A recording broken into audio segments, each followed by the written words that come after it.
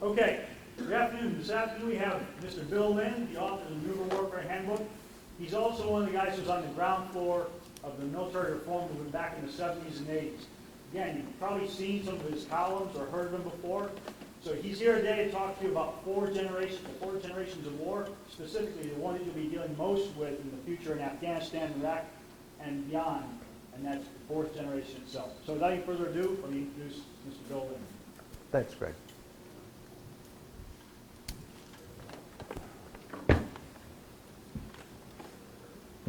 What I'm going to lay out for you here today is an intellectual framework. Now, what is that? Intellectual framework is a tool, intellectuals call it a construct, that we use to make sense of events, historical and or contemporary. Because an intellectual framework is a tool, we judge it like all other tools by its utility. Is it useful or not? Does it or does it not help us to better understand what we're trying to understand?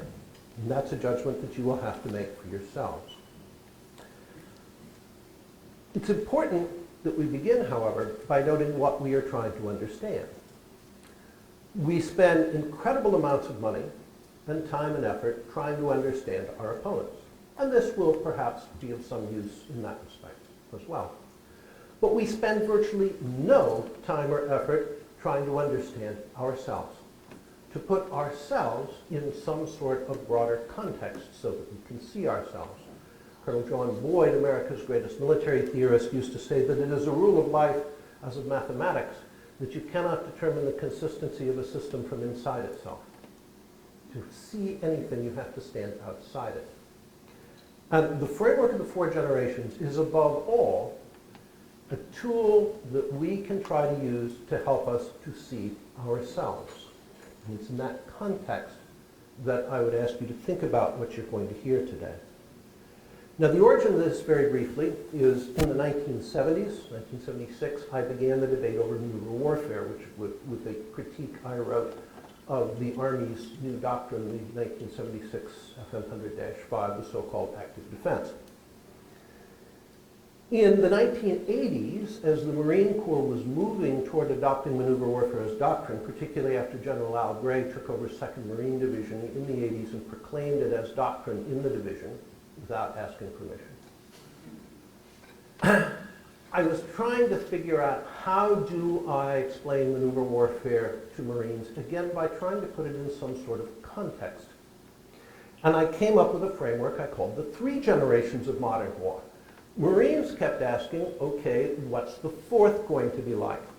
And that led to a talk I gave down here at Quantico, essentially the same talk you're going to hear today, in, I think, 1988, and then in 1989 to a piece that I co-authored with 2 Marines and 2 Army officers that first laid the whole thing out in print, that was published jointly by Marine Corps Gazette and Military Review. In 2002, Al-Qaeda did a long commentary on that piece on one of its websites, and the Marine general told me that they found copies of it in the caves of Tora Bora. So it's nice to know somebody's reading your stuff. Anyway. The framework is very specifically the 4 generations of modern war. Okay, what do we mean by modern? The modern age begins about 500 years ago, when we, the West, Western civilization, changed the fundamental question that we ask about life, the universe, and everything. From how do we understand reality, physical and spiritual, in its fullness, and live according to that understanding, we call that metaphysics, to how do we use the forces of nature for practical ends. Radical change, culture. And out of that came ships that could cross oceans and navigation to guide them, and eventually the harnessing of steam power and electricity. And by 100 years ago, not a very long time, complete Western dominance of the entire world, which in the course of the 20th century we threw away in 3 great Western civil wars. One of the products of modernity was the state. Government goes back into prehistory, but the state is a rather new thing. Starts to come around end of the 15th century. No Roman emperor could have said, as Frederick the Great, King of Prussia did, whose grave I was just looking at a couple weeks ago. He was buried not with his wife, but with his dogs. I am the first servant of the state. He would have been thought mad. There was no such distinction. The state is a corporation. It's an artificial person. It arises because after the collapse of the very successful medieval order, and almost everything you think you know about the Middle Ages is wrong. It's a very high civilization, very successful. What brings it down is the plague. And in interregnum, in the 14th century, Barbara Tuchman's wonderful book, A Distant Mirror, The Calamitous 14th Century, shows what the world was like without forces of order. The state arose to bring order. And it was successful at that. First internally, and then with the Peace of Westphalia in 1648, externally as well. Because with that peace treaty that ends the 30 Years' War, the state says from now on we have a monopoly on war. Only states can fight wars, using state armies, navies, etc., with uniforms and flags and specialized equipment, all the things we think of as defining the very difference between military and civilians. And this context is so automatic to us after 350 years that we cannot think of war in any other way.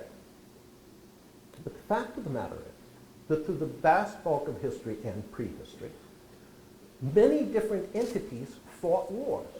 Families fought wars, Montague and Capulet. Clans and tribes fought wars. Ethnic groups and races fought wars. Religions fought wars. Business enterprises fought wars. Britain didn't conquer India. India was conquered by the British East India Company, a business with an army and a fleet.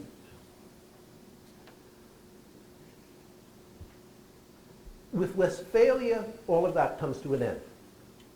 At first in Europe, and then gradually through the rest of the world as European influence spreads. If you look at woodcuts of Germany after the 30 Years' War, you see the trees are full of corpses. Those were soldiers who did not belong to state armies. The state armies went out, round them up, and hanged them from the nearest tree. That brought order. And order, again, was what the state was all about, nothing else. It's very interesting that the state can no longer maintain order. What's one of the fastest growing businesses all over the world? Private security. What does that say about the state? We now see such folly on the part of our own state as trying to bring order to Afghanistan while it cannot maintain order 1,000 yards from the US Capitol building after nightfall. These are not optimistic indicators. That begins our framework. Peace of Westphalia and the state's assumption of a monopoly over war. And that defines you.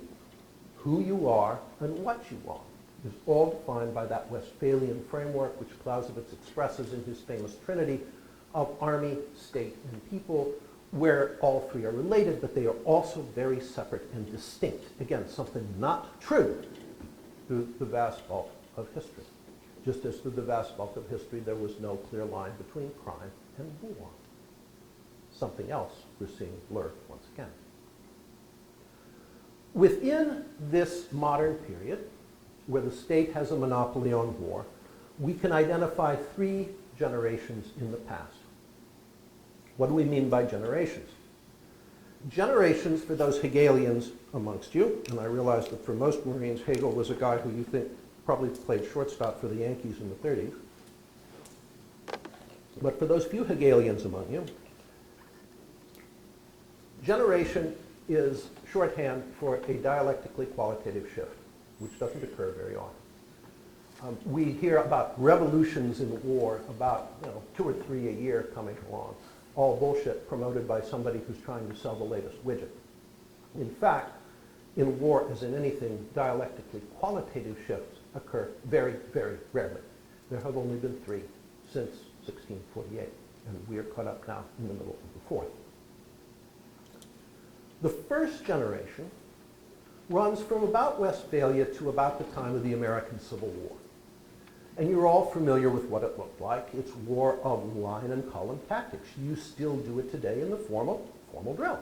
When you go to see the 8th and 9th evening parades, great parade, what they're doing was what troops did on the battlefield not very long ago. I'm wearing my great-grandfather's Civil War veteran's ring. I still have his musket and will still put a ball through a 2-inch circle at 50 yards, which is why those tactics died at places like Cold Harbor. The battlefield is on the whole a battlefield of order. If you're a European general, you're trying to control a line of men 2 or 3 deep that may stretch for miles across the countryside, trying to keep it even as you moved within 100 yards or less of another line of guys in slightly different uniforms whose general is trying to do the same thing.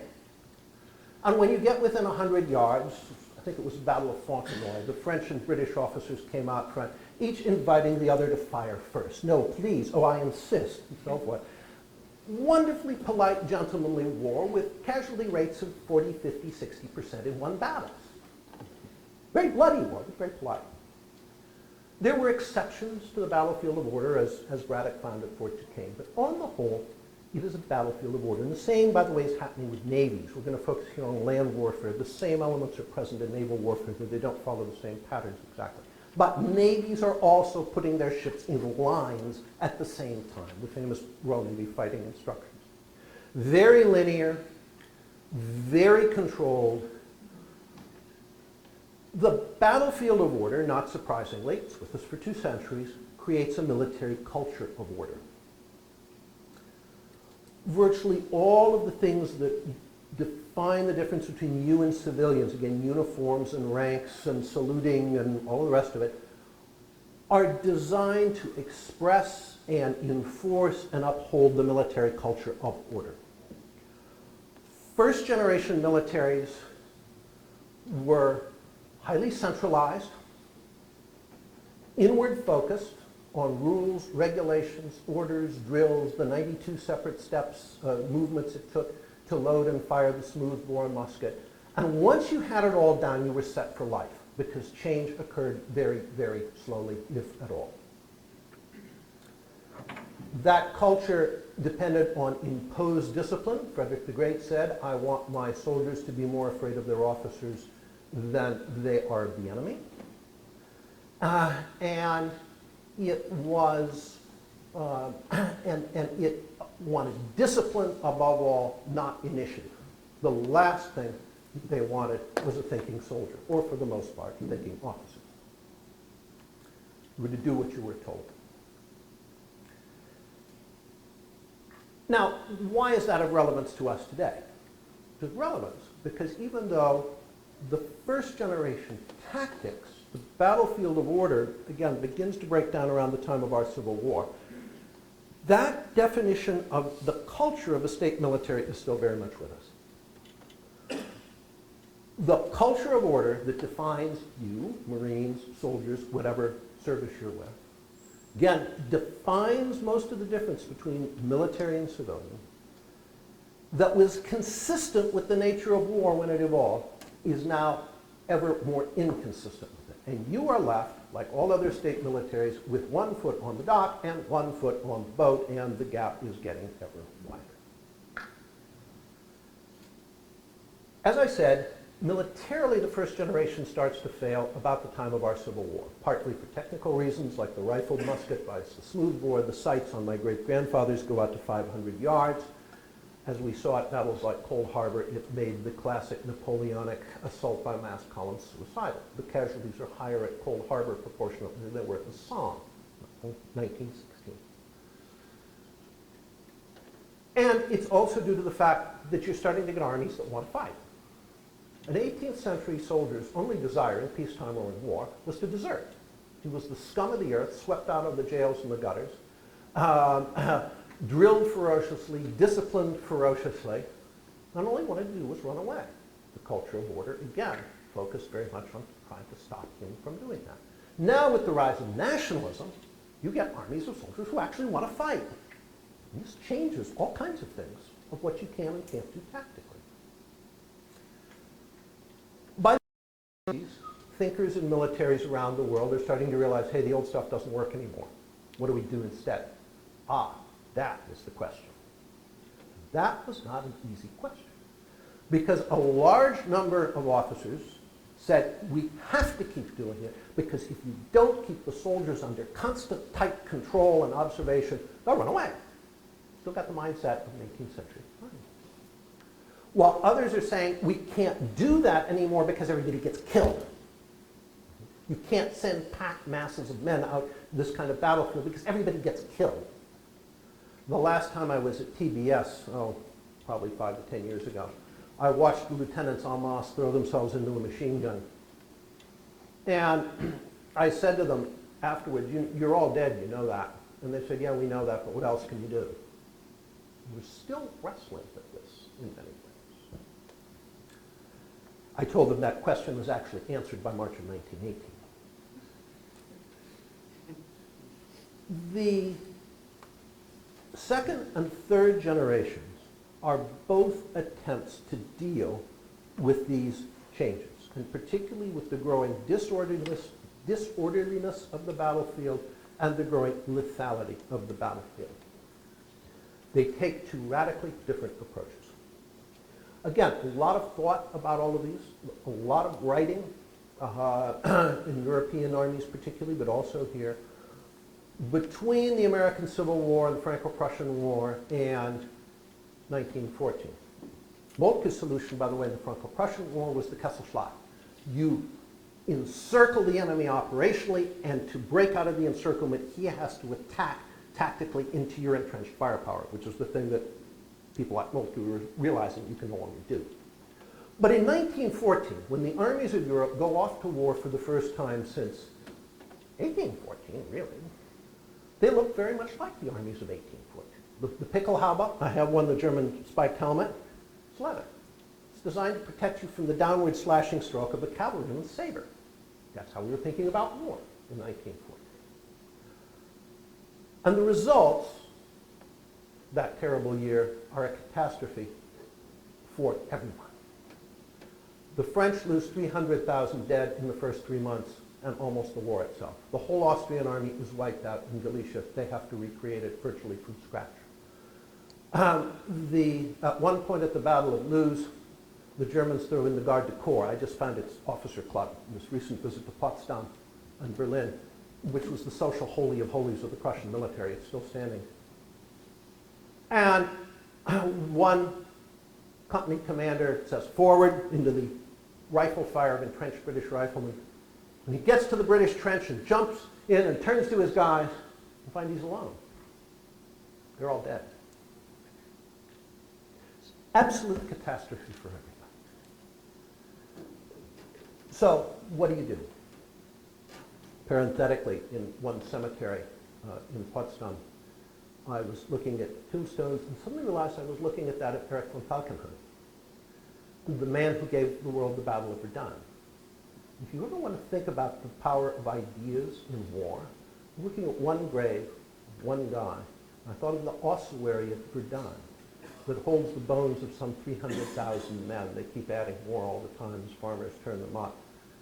That man killed about 500,000 people, almost all of them young in 6 months, with an idea. Puts things in perspective. Everybody's trying to come up with a new perspective of some sort by the end of 1914. And the French, on the Allied side, are much more creative than the British. And the French, who had probably the worst doctrine of all at the beginning of the war, that said we will charge with élan vital into the enemy machine guns in our blue jackets and red pants, and our spirit will overcome all the firepower, and so forth. Well, as I said, 300,000 dead in 3 months. The French adjust faster than anyone else. They look at the new battlefield and they say, aha, here's something that we talked about before the war, but it's really kind of a surprise. The new battlefield is dominated by indirect artillery fire. 80% of the casualties in World War I on the Western Front are to artillery fire. Almost all of that is indirect. Previously, you'd really only seen indirect artillery fire in sieges. All the new guns, French 75, German 77, all designed for direct fire. But they quickly figured out if you put the gun behind a hill and send a guy out front with a telephone who can observe and correct the fire, you're much less likely to lose the gun. So the battlefield quickly becomes, in effect, a giant siege in the West, East different situation. In the Western Front, gigantic siege, dominated by incredible quantities of indirect artillery fire. Barrages where millions of shells would be fired into a couple square kilometers in the course of a week. Battles like the Somme. I mean, we can't conceive of the firepower. It's beyond anything we can even imagine. The French say this is the key. We have the answer. They come up with a whole new doctrine that defines the second generation. And they sum it up as the artillery conquers, the infantry occupies. Tactics is reduced to bumping into the enemy and calling for fire. In the attack, you slowly push forward after massive artillery bombardments, with the artillery still firing and rolling barrages in front of you, and you capture a few hundred yards and it's over. And then you begin building the artillery shell stockpile up again to do it all over again. On the defense, you withdraw as you pour fire in from the flanks and bring more cannon to the front of the breach and just pour fire in and pour fire in and pour fire in. The broader French term for this is bataille conduite, conducted battle. Think of the conductor of an orchestra. The general sits in his headquarters with his hands, as the French wrote, as on the handles of a fan, reaching out through the telephone to the infantry and the artillery and the cavalry and the tanks and the aviation, coordinating all of them with highly detailed plans and orders for these very, very limited scale operations.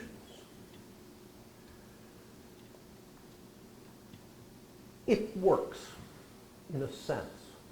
It allows France to hang on. French army in 1917. It just couldn't take it anymore. And General Pétain got them to hold on by going unit to unit, saying, all we're asking you to do is hold on till the Americans get here. They're coming with millions and millions of fresh troops. Germany's out of manpower, it's out of food. They're making clothes out of paper, it's out of everything.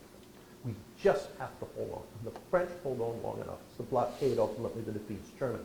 But the doctrine allows the French to hold on until France wins. So it works. And after World War I, all the way up till May of 1940, the French army is considered the finest in the world. It is the model for everybody else. When war comes in 39, Churchill says, well, I'm not too worried. I mean, we still are dominant at sea as in World War I, and after all, we've got the French army. German general I had dinner with while I was in Berlin, who was the senior aide to the Chancellor Merkel, said that he was a junior officer assigned to a NATO-shaped headquarters in Belgium, where he worked for a French general, a Spanish colonel, and a British colonel. And one day they're all shooting shit. And the French general said to him, Eric, you must remember that Germany did lose the war. And he replied, yes, but not in 6 weeks.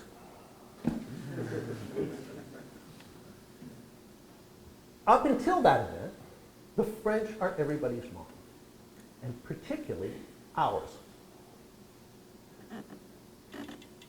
The French model becomes our model. We go to France a frontier constabulary. We've been fighting Pancho Villa and intervening in Haiti and stuff like that. And at first we say, we're not going to learn from these effete Europeans, we're going to show them how to do it. And the result's an absolute catastrophe for both the Allies and the Germans say, we haven't seen anything so stupid since we did it ourselves in 1940. We're again throwing the packed masses of manpower into attacks. We're taking 50% and more casualty in whole divisions in one attack. Absolute disaster. And we turn to the French and say, teach us. And they say, maybe. They send instructors to our schools. We send our staff officers to their schools. We take their doctrine, translate it verbatim, issue it as our own as late as 1930. When the U.S. Army wanted a manual on operational art, they took the French manual on grand tactics, translated it, and issued it as their own without ever a notice to where it came from. And today we remain the last remnant of the French army of the interwar years. What do? We fight by putting firepower on targets, methodically, centrally controlled. What is the one tactic? Sorry, you guys from ILC and so on. Yeah, one tactic. We bump into the enemy and call for fire. Right? That's it. If we can't do that, we can't do anything.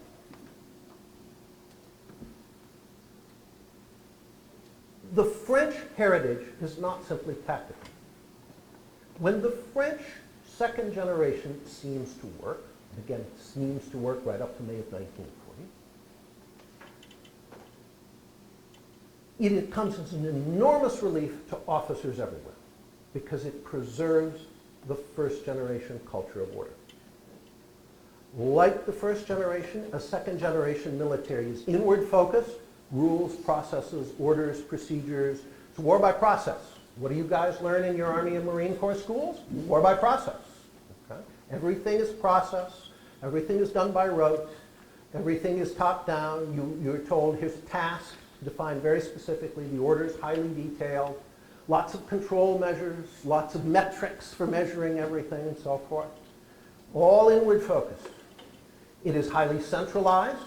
If any of you think you're going to get much authority, remember a friend of mine had a battalion in Iraq that suffered very heavily.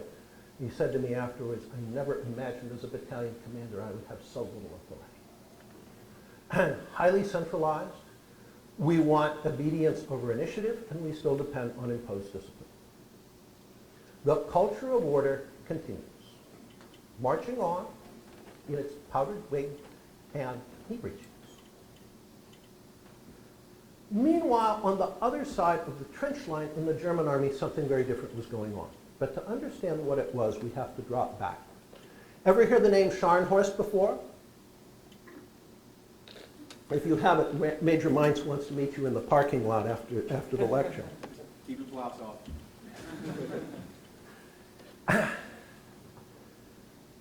There was a small group of Prussian officers, including a lieutenant named Clausewitz, who in the early 1800s in Berlin formed the military society, led by a Hanoverian officer named Scharnhorst. I just saw his grave in Berlin. The East Germans didn't destroy that one, fortunately. And they realized that Prussia still had the army of Frederick the Great, but war had changed. And they were trying to propose reforms. Greg mentioned I was involved in a similar effort here, modeled specifically on what Scharnhorst did, called the Military Reform Movement, with some of these names, to try to change the Prussian army to get ready to fight Napoleon. Well, the politicians thought otherwise. So in 1806, Prussia went off all by itself to fight Napoleon and lost hat, ass, spats, and overcoat, and virtually the whole kingdom. I've seen the building in Memel. It's way up there by Latvia, which was all that was left of Prussia when it was the palace of the king and queen in 1809. That's all they had left of the country until Tsar Alexander put them back on the map. After that catastrophe at the Battle of Jena, these reformers were briefly put in power. They put through a series of military reforms that gave us the Prussian-German army that we knew up through 1945. The one that's best known and most written about it is the creation of the famous Prussian, later German General Staff. But the most important is almost entirely overlooked by historians because it's not structural. They changed what was required of a Prussian officer. Previously, like all other officers in every other army, the Prussian officer had been responsible, above all, for obeying orders. They said, not anymore. That's what cost us so badly against Napoleon. Said, from now on, the Prussian officer, regardless of rank, is required to get the result the situation demands, regardless of orders.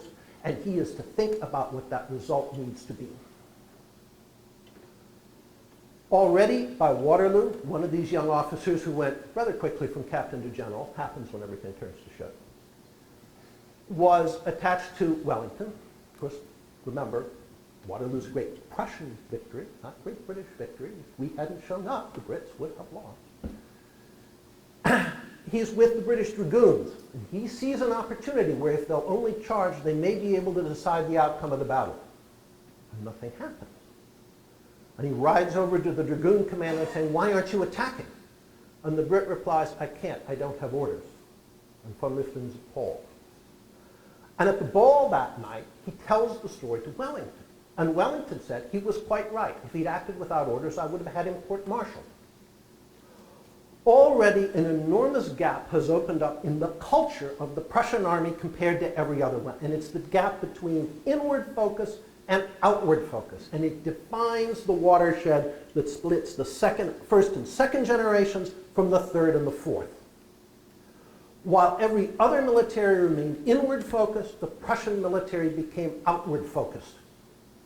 It was routine in war games to give junior officers problems they could only solve by disobeying orders. Prince Friedrich Karl, whose lovely estate I was looking at last week, in the 1880s, commanding maneuvers, a major was brought up to him, battalion commander. Back then there were actually real jobs for majors. Majors commanded battalions. And he screwed up, and he tried to justify himself by saying, speaking in the third person as he had to a prince, that the major would like to explain that he was only following orders. And the prince looked at him and said, "The king made you an officer with the understanding you'd know when to disobey orders." You were absolutely held responsible for the result, but never for method.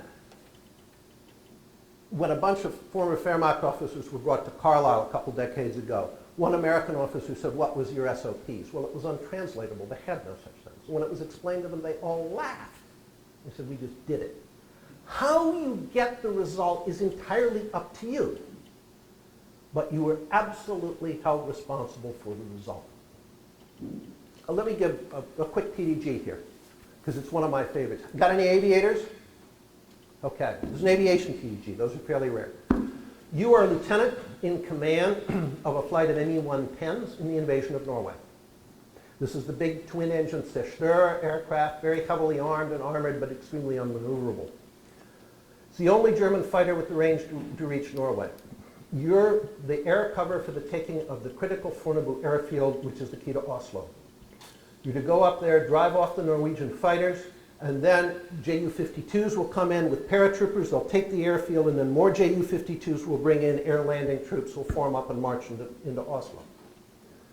You're up there, you dogfight with the Norwegians, you lose a couple, they lose a couple, you drive them off. You're almost on the verge of going bingo, not enough fuel to get home, when you see the Ju-52s coming.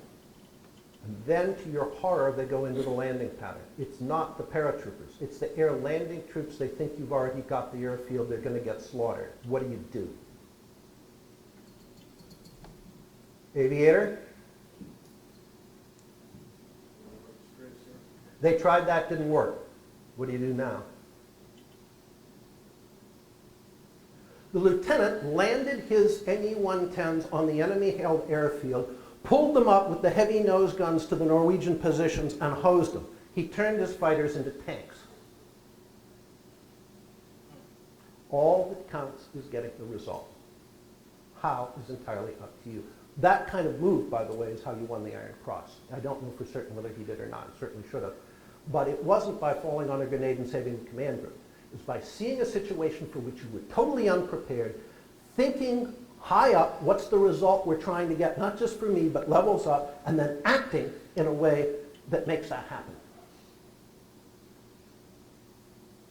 In 1914, when this Prussian-German army hits the deadlock of the trenches, with this outward-focused culture that is highly decentralized, Auftragstaktik, mission-type orders tell you the result, but not how to do it, prefers initiative to obedience.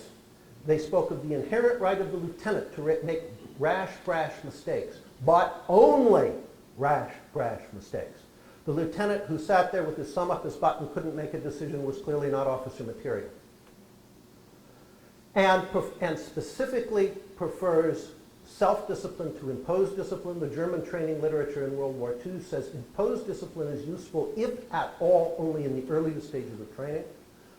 This kind of military doesn't sit around waiting to be told what to do.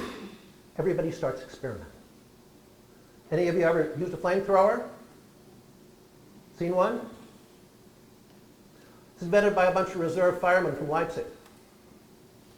Everybody's experimenting.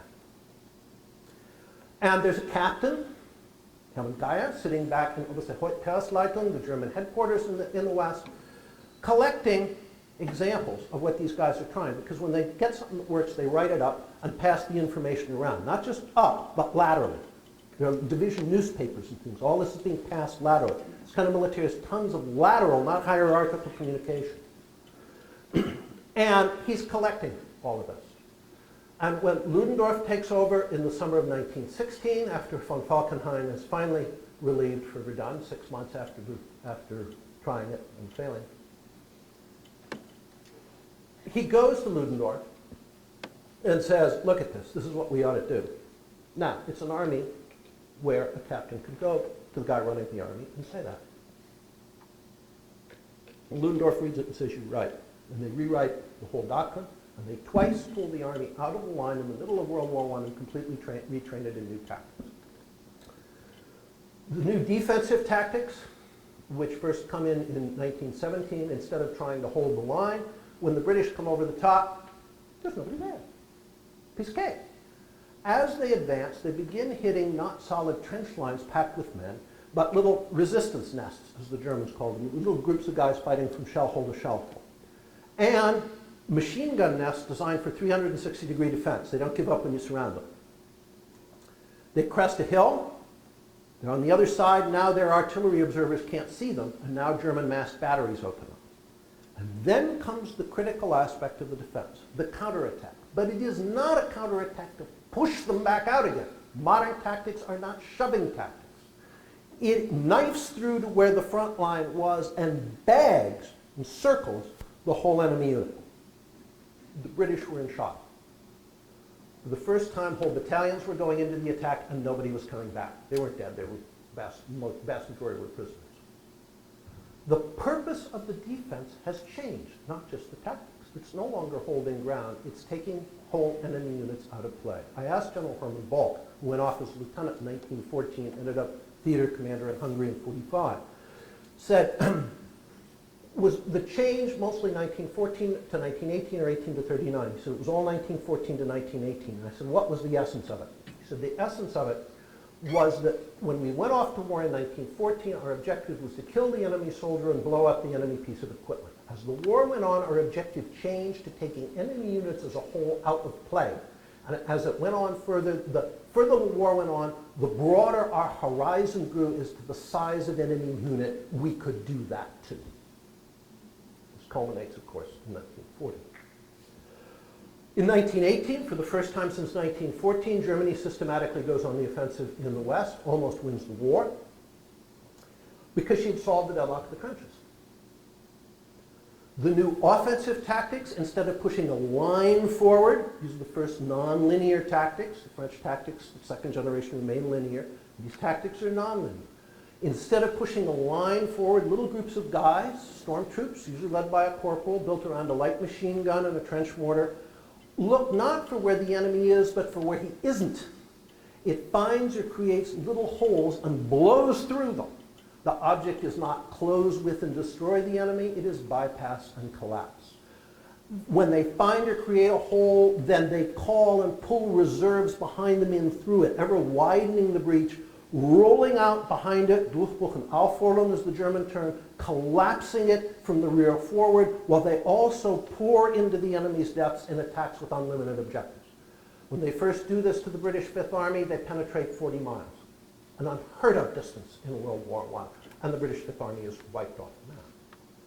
The French saved the day by sending 30 divisions. In the critical conference in 1940, Churchill flew to France after the Germans had broken through at Sedan.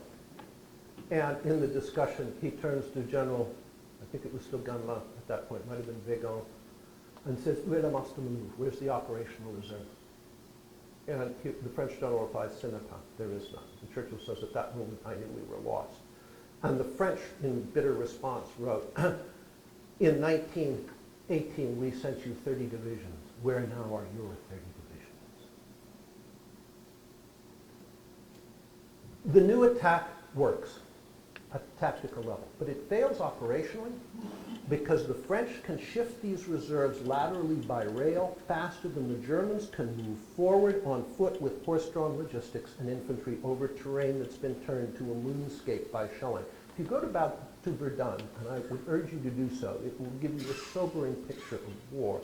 Even today, as you approach the town for miles around, the country's green now, but it's still just one shell hole leading into the next.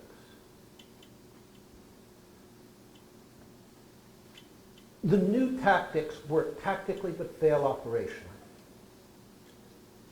What changes in 1940 is the Panzer divisions now can move forward operationally faster than the French can shift their reserves laterally by rail.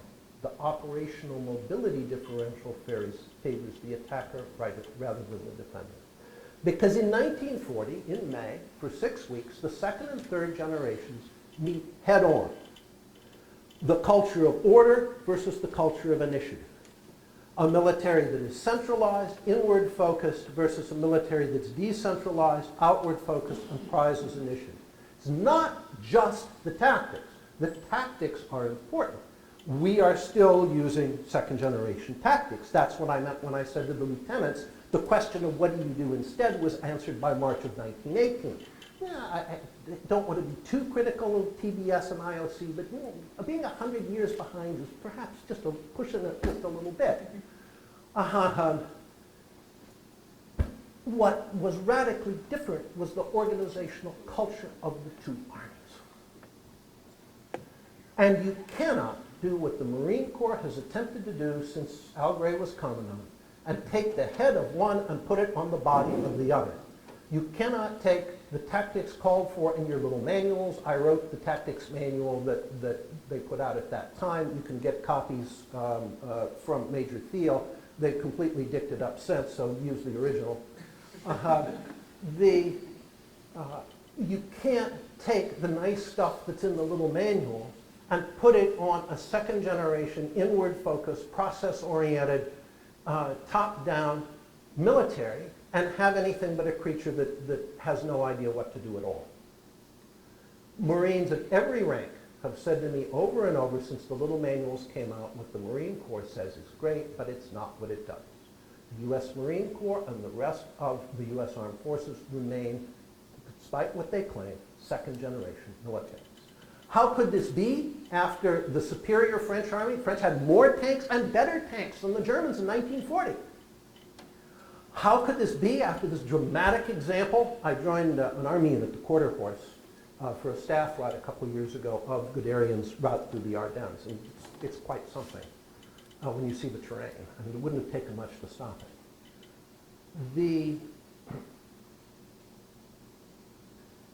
The difference in culture between the two organizations essentially overcomes everything else.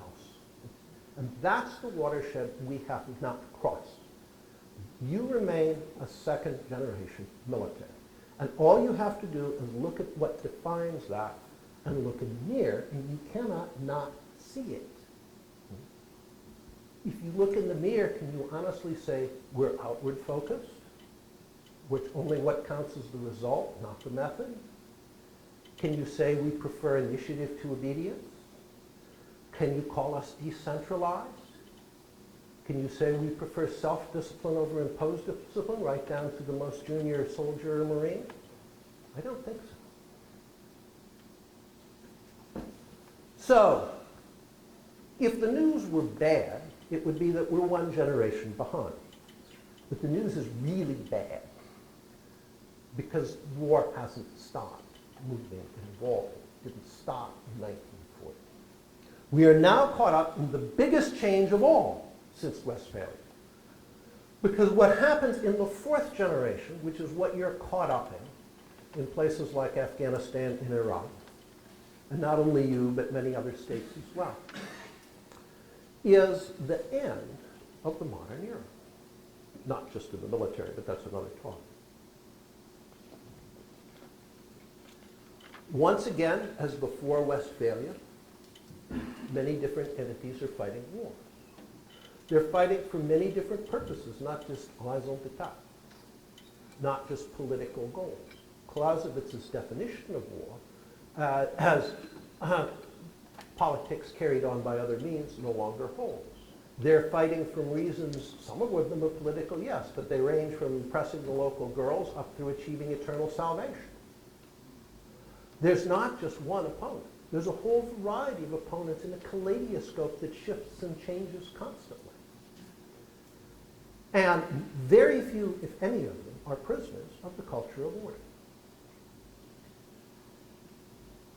The fourth generation is defined not as Tom Hammes defines it as insurgency, in which case it's just a new buzzword for something that's old. What defines the fourth generation is the state's loss of the monopoly on war it established at Westphalia. That, again, is the biggest change in war by far since 1648. As Martin Ben Krefeld, the Israeli military historian, he and his wife were with me in Potsdam, puts it, what changes is not how war is fought, although that changes too to some extent. What changes is who fights and what they fight for. And those are larger changes, not smaller changes, than changes in how war is fought. In a fourth generation war, I mean, the US military praises itself for the new insurgency manual, which was just a rehash from Vietnam. If it's a rehash from Vietnam, who do we sit down with in Paris to make peace? Who can deliver it? When you have this endless kaleidoscope of opponents fighting for an endless variety, not just of different goals, but of different kinds of goals, how do you end it? Another key part, another key aspect, is that we move from a world of states at war to a world of cultures at war. And other cultures do not fight the way we do. I'm sure most, if not all of you know, that most Arab armies are crap. Okay? But when Arabs fight in accordance with their own traditions, which is irregular light cavalry warfare, they prove to be quite good at it. We call it terrorism. The passing way of war always calls the arriving way of war terrorism. To the knights on horseback, musketeers were terrorists. There were actually rules that ordering their eyes to be put out if they were captured. Other cultures don't fight the way we do. We fight like a football game. Everybody lines up and they blow the whistle and go wham into one another. The phalanx do it for a long time. The joust. Other cultures don't do that. Other cultures fight indirectly. We all celebrate the Athenians' victory over the Persians. Persians ended up beating the Athenians. How did they do it? They provided Sparta with money and a fleet. There are other ways to fight. And most other cultures prefer indirect ways of war. And we don't get it. Because we say it's not a joust, it's not war. Sorry. If it changes the outcome on the ground, it's war. Regardless of whether it's done by playing King of the Hill or not. Yes, it's true. We can play King of the Hill better than anyone else. We can be the cock on the dunghill on any dunghill on the face of the earth if we want to. But there's more to war than that. John Boyd used to say when I was a young officer, they taught me that if you have air superiority and land superiority and sea superiority, you win. He said, well, in Vietnam, we had land superiority and air superiority and sea superiority, but we lost. So there's obviously something more to it. Other cultures' ways of war play over a much broader spectrum. We have real troubles coming to grips with that.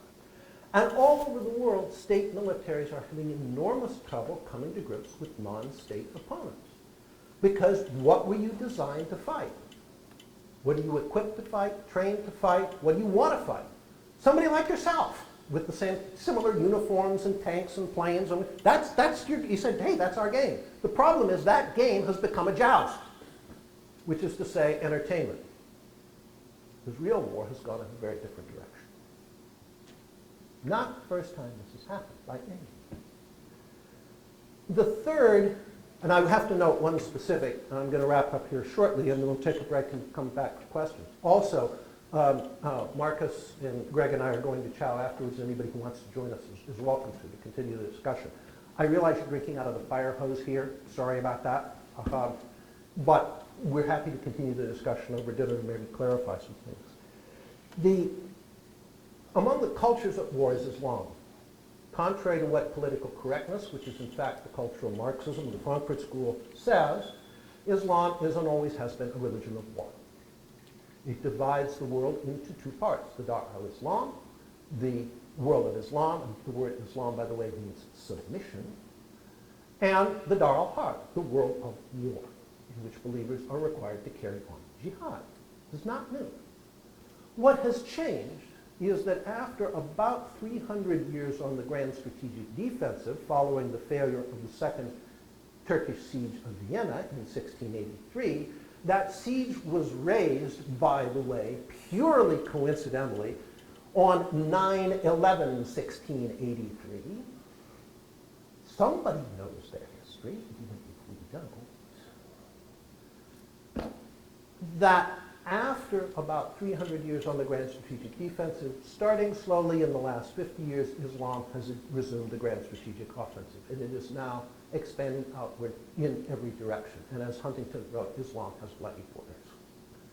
This does not mean, by the way, that we should be the ones leading the charge to try to contain Islam.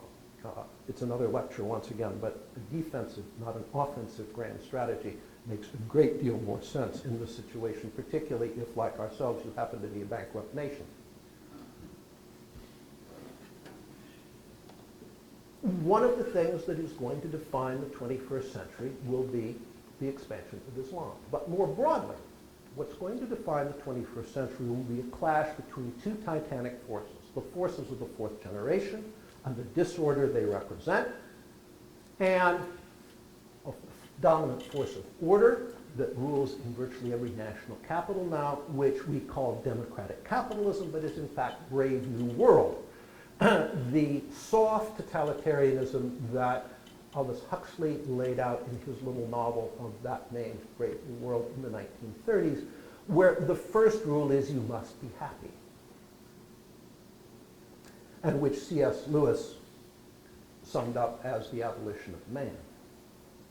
The object, from my perspective, as a conservative, is to try to carve out some little piece of territory somewhere where some remnant of Western Christian civilization can still survive. And that's going to be tough. These changes are far larger than those of the second and the third generation. But if you were to have any hope at all of coping with fourth generation opponents, you at least have to make the transition from the second generation to the third. Of course, like third generation organizations, fourth generation are outward focused, decentralized, prize initiative over obedience, and demand self-discipline. They couldn't function any other way. It's part of the reason they're very hard to fight. There's no head to lop off. They aren't hierarchical. They don't work that way. If all tactics are to do is putting firepower on targets, and if you are inward focused on all your rules and processes and procedures and the 16 staff planning process and all of the rest of this crap, and want obedience, not initiative, and all decisions have to be made top up, and by the way, only good news is allowed to float up the chain so the guys at the top are flying absolutely fucking blind. You have a prayer.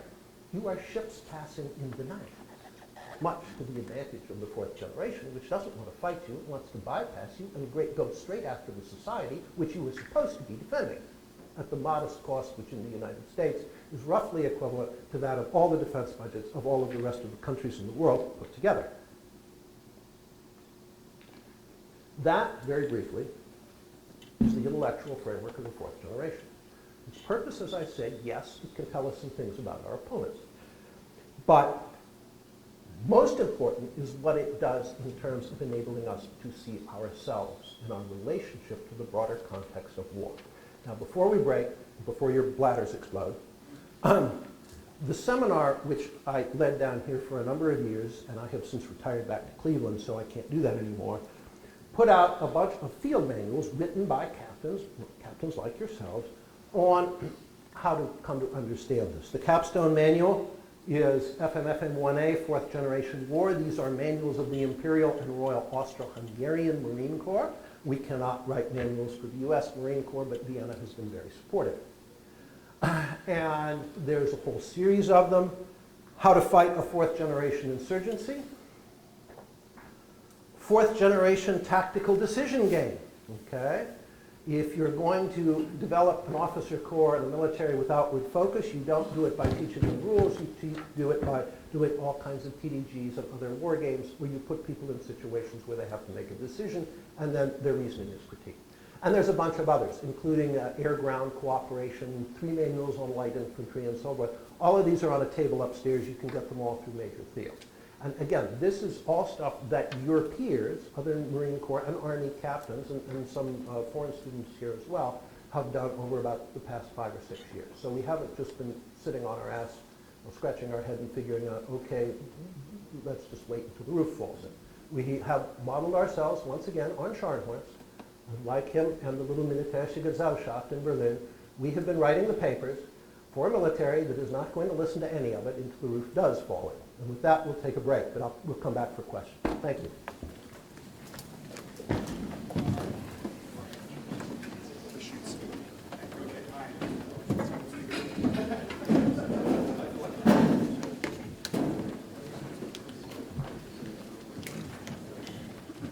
We have an appendix at the back that talks about the canon. The canon, 1N, is a list of 7 books, which if you read them in the right order, will take you from the first generation to the fourth. As then captain, I don't know what he is now, probably Lieutenant Colonel Tim Bairstow said when he was the instructor development officer for TBS some years ago, unless the guy's a rock, he can't read these books in the right order and not get it. If we made the canon a prerequisite for at least command and staff, I would make it a prerequisite for TBS. We would be light years ahead of where we are. But if you want to get this sort of background beyond just hearing one talk, I recommend the canon very strongly. Some of the books are hard to get. Again, Marcus can get anything, so don't worry about that. And don't ask him how, but he'll get it. Do not hesitate to take a look. It's an annotated bibliography. It's not just a list of the books. It tells you why you should read them. The first is Scharnhorst as a military educator. You're going to keep finding yourself coming back to Scharnhorst. And Marcus will definitely help you get the books. So, questions? Yes? Sir, you kind of said that on the Major Integrating Fact Act for CG9, you had said that, hey, I'm going to give you a little bit of a fire hose in your speech, and maybe some of the captains in this room kind of feel like they've gotten a little bit of a fire hose their first week here at EWS. What is a way that we can educate, think outside left and right lateral limits without coming across as this fire hose, which is this kind of trap that we kind of fall into over and over, and then 4 weeks from now we have a hard time with retention and retaining the knowledge that we just heard. What are some methods for instructing like that? First, realize you're not trying to convey knowledge. We only do that when in a situation like this we don't have much time. You're trying to develop the judgment, which is a completely different purpose. The French schools conveyed knowledge, the German schools developed judgment. Completely different. Where you start, and I think increasingly where you are starting, there's been a lot of changes here and entirely for the better in the curriculum recently. We had a German general, General von Gleichen, who was then the defense attaché down to one of the Boyd seminars we used to run at TBS. We'd all come down there, live down there for a week, Boyd, all the rest of us.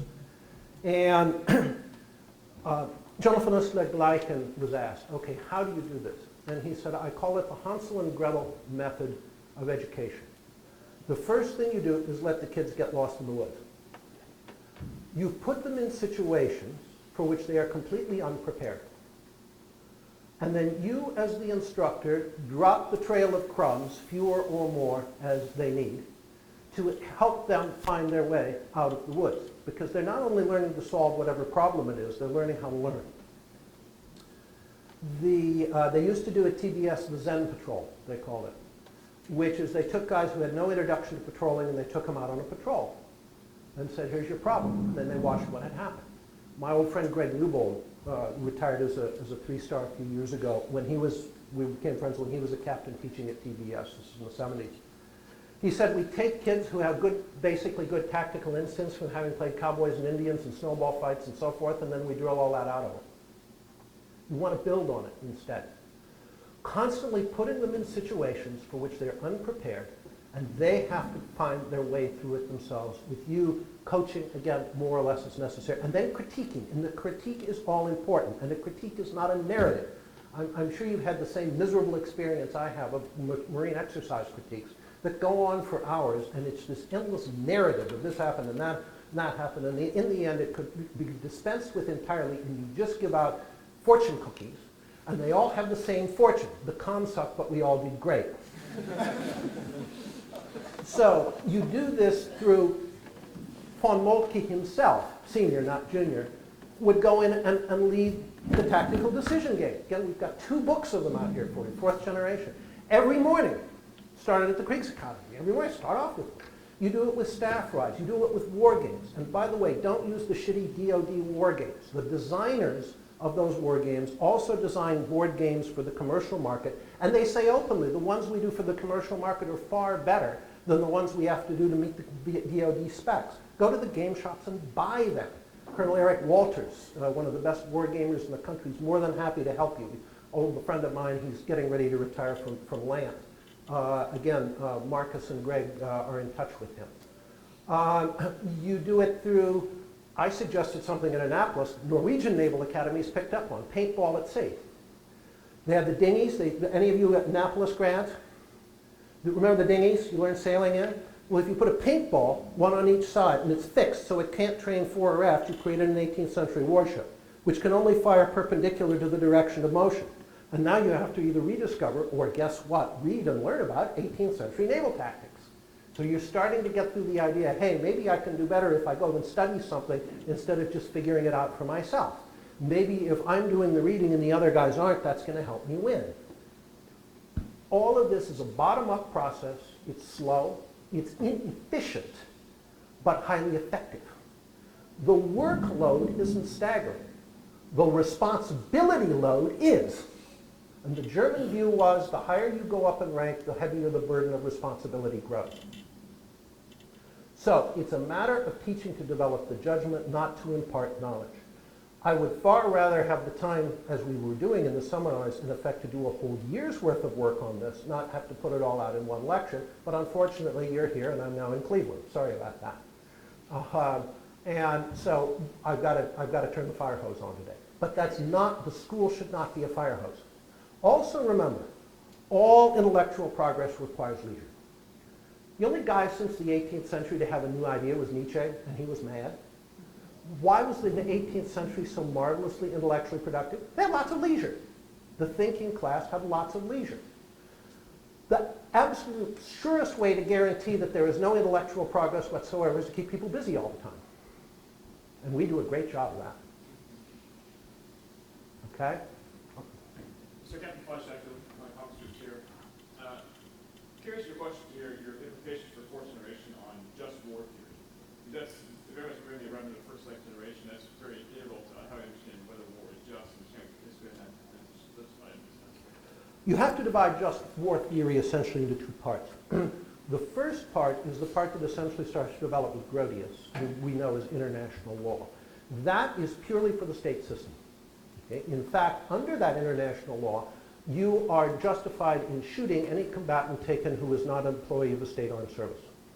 Okay? Remember, this is right back to Westphalia. How do they enforce the monopoly? If you're not a state soldier and you're caught in arms, you're shot.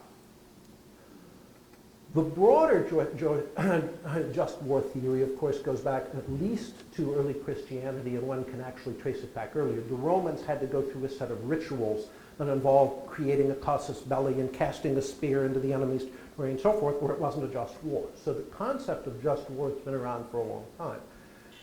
That broader concept obviously will apply. And How it applies is going to be vastly different case to case. But the narrower international law variety does not apply. We're beyond Westphalia, and that's purely for a Westphalian framework. As one example,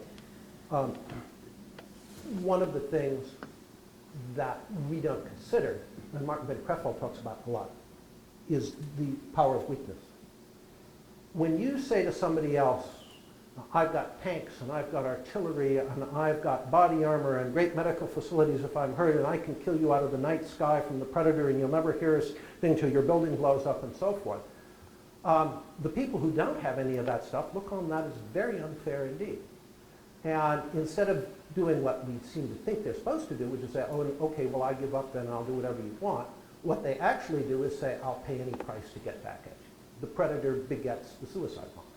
It's low-tech, but quite effective counterpart. And that actually is very much part of just war theory in a broader sense. Yes? Sir, Captain Ryan Newley, I'm a combat engineer.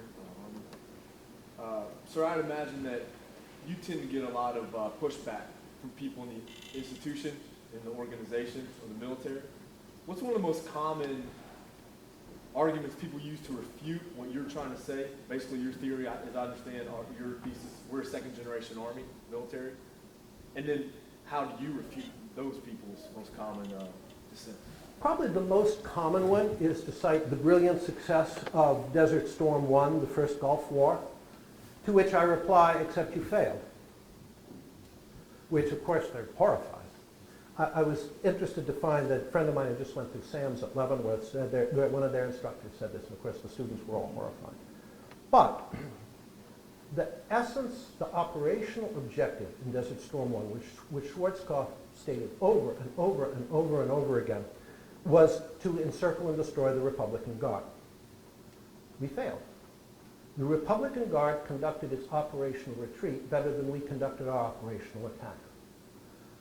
The fundamental problem was that General Frank's 7th Corps was the classic French operation. The encirclement movement was too shallow and it was too slow. When the Republican Guard retreated, it threw out a screen of a couple brigades.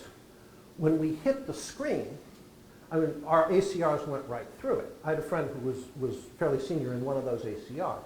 They were called back so the Corps could take 48 hours to deploy and engage in an artillery duel with a screen. At that point, Schwarzkopf failed. He only had one thing he had to do through the whole war. When it was clear that the encirclement was failing because Frank's was too slow, he had to switch the Schwerpunkt to McCaffrey, who was succeeding and was moving quickly, and he failed to do so. And as a result, the Republican Guard got away. If it hadn't, probably wouldn't have had to be a second Gulf War. So actually, Gulf Storm 1 is a failure, but it is in the folklore, it's this great, brilliant success. And that is the principal answer. That was essentially the end of the military reform movement. It was the perception that after Desert Storm 1, after the first Gulf War, obviously there can't be anything wrong with our military because it's the greatest victory since Kanai. That's probably the most common. And there are a bunch of others as well. Most of the time, they will try to argue tactically. Well, I don't think even that works because the reality is our tactics are bump into the enemy and call for fire. But even if they'll say, well, no, we're doing more tactically, if you bump it back to the level of institutional culture, they usually have no answer. It's very hard to describe our military as outward focused, decentralized, and prizing initiative over obedience. I remember one lieutenant who'd just been through TVS telling me that the motto of his platoon at the basic school was death before initiative, because they figured out very quickly that if they only did what they're told, they wouldn't get into trouble, but if they took initiative, they might. Yes? Sir, Captain Abelson, CG8, so kind of going along with that statement you just made from Lieutenant, death before initiative, how do you propose, how do you propose the military change that culture as a whole to outward thinking, self-discipline, and things like that? To bring about that kind of cultural change usually requires a catastrophe of some sort, unfortunately. But what we've been trying to do for about 30 years is to build it bottom up. And we are beginning to see in the Marine Corps, only in the Marine Corps, we're getting colonels and generals, guys like John Kelly, who were introduced to this as captains and lieutenants. And it's very easy to get the third generation culture and tactics into a lieutenant. It's real hard when you're starting with a lieutenant colonel. So most change has to be generational, and in the Marine Corps, not in the other services, we did have some opportunities like the Gray years to lay a basis for that. So I think that's part of the answer. Beyond that, some structural reforms are needed. First, we have to drastically shrink the size of the officer corps above the company grades. There's nothing that guarantees centralization more than vast headquarters of underemployed majors, lieutenant colonels, brigadiers, etc., always looking for something to do, always trying to squeeze a bit of information out that somebody else might not have so they can get some face time in the brief, because they're all bucking for promotion in an upper-out promotion system. Got to get rid of upper-out. I don't know of any European military that has it. You've got to drastically shrink, I would say by around 90%, the size of the officer corps above the company grades. And you also probably have to go to some kind of regimental system. So you have unit cohesion, because how do you build tactical excellence when personnel are changing all the time? You've got to have cohesion. And the logical basis for that in the Marine Corps, I can't say for the Army, is the battalion, where you don't just join the Marine Corps, you join a battalion. You're in that battalion your whole life. Even if you become a senior officer, you're still on the rolls of that battalion. I wrote all of this up. Greg, do we have that? I do. Okay. When Jim Jones became commandant, I'd known him since he was a major. He had me over to his office and he said, "Can you give me a clean sheet of paper design for a 175,000-man Marine Corps?" He said, "My staff can't do it." And I thought from that, I said, "Yeah, I can do that." So a couple months later, he got a paper. I never got any response. That is a description of the Islandian Marine Corps. Islandia is the only conservative utopia ever written. And in it, I essentially portray what I think our Marine Corps ought to look like. And it's built from the recognition that with very, very few exceptions, everything above the battalion level is just a pack full of bricks that everybody else has to carry. If it all disappeared tomorrow, there would be vast rejoicing and a great improvement in operational performance because it is just this gigantic structure that everybody else has to carry. The battalions are largely autonomous. The entire headquarters Marine Corps has about 30 officers. And we only have enough generals for generals' commands, which is about 6. If you want to take a look at that, Major Thiel's got it. So again, you have to change structures. We knew and talked about that the commandant after General Gray, okay, under General Gray, we adopt maneuver warfare as doctrine. The next guy has to fix the personnel system. Until you fix the personnel system, you can't really do much else. And of course, that never happened. A retired Army Major, Don Vandegrift, by the way, has done the best work on this. He's done several books on it, mainly at the Army, but it applies more broadly. And he explains how we got the personnel system we did. We copied the American corporate model. A&P is the Army. It's called Taylorism. And there are very clear historical reasons why we went the way we did. Just there are very clear historical reasons why our doctrine is what it is and our tactics are the way they are from the French influence. So the history's all there. But we knew that you couldn't go any farther, couldn't make third generation war real in the Marine Corps without fixing the personnel system. And it's never happened. Sir, what was the nature for the first generation warfare? Did it look anything like the fourth generation? Yes, it looks a lot like it. How did the first generation states in their military arm deal with that pre-first generation if it looked like the fourth generation? The answer essentially is first it took a couple centuries worldwide, but in Europe they were able to do it fairly quickly by being very ruthless. Think back to 18th century jurisprudence. Kid steals a handkerchief, he hangs. Okay. The state was draconian. Now, it didn't interfere in your private life. It didn't care about that. It wasn't your loving mother. It didn't take care of you. It wasn't the nation for which you were expected to sacrifice all. It was a contract that said, we'll maintain order, and you pay your taxes. The tax burden, by the way, that George III wanted to levy on us was extremely light compared to what we pay today. It was ruthless. If you were taken in arms in any sort of crime, you hang. Even if you weren't in arms, if it was even what we would consider minor crimes, were capital punishment. The gallows of Tyburn was busy. And it was just understood, okay, this is the price we have to pay for order. Order is the first human social necessity. Everything else is subsidiary to that. And you see that in Iraq. We eliminated tyranny and gave them anarchy. Which do they prefer? Tyranny, of course. Everybody does. Western governments were in many ways what we would consider tyrannical today, less so in England. But even in England, we would be shocked at the legal system and the punishments meted out. And on the continent, of course, it was if anything much more severe, all kinds of torture punishments and all of the rest of it. Everybody said, fine, great, that's what it takes to maintain order. And we know just how important order is because we remember what it was like not to have it.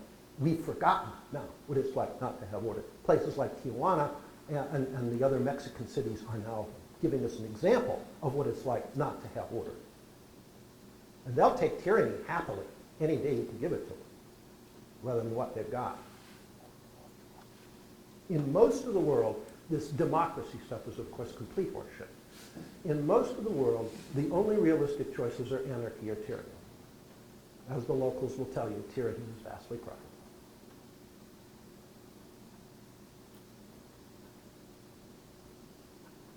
Okay. Again, I understand that this is an awful lot to try to absorb at once. Anyone who wants to continue the discussion, again, Greg Thiel and Marcus Meintz and I are going to go to dinner. Marcus, essentially, as he'll tell you, got introduced to all of this through the seminar that I ran down here. And Marcus, the original human cannonball, has, much to the school's benefit, taken it and run with it. I regret that we can't do the seminar anymore, just it's geographically impossible. But depending on events, I may get down here still fairly regularly, and if so, I'll let Marcus or Greg know, and if people want to get together, we can do that. What I urge you to do is read.